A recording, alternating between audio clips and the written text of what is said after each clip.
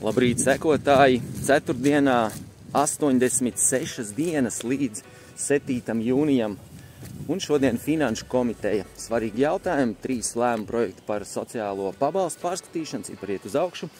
Tāpat arī jautājums par pašvaldības policijas automašīnas nodošanu Ukraiņu bruņotajiem spēkiem, vai arī mūsu sadraudzības pilsētai Novī Blovs un asfaltētā pamtraka trases nodošanu sporta centra pārvaldībā, kas nozīmē, ka drīzumā varēsim doties uz Daugmalu un apskatīt, kā tur ir veikušies būvniecības darbi.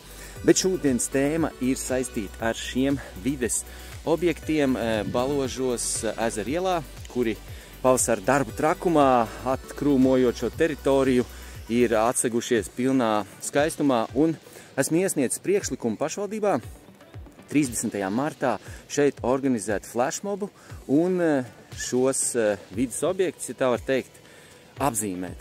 Ar ko?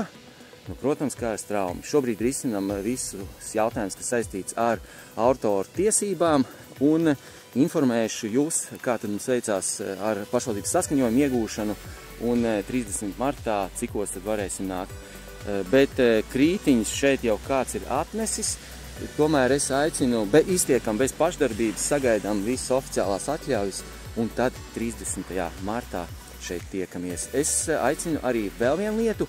Noteikti, ka Ķekavas novadā ir vēl teritorijas, kur būtu iespējams šādus pilsētvides raksturīgos murāļus uzzīmēt.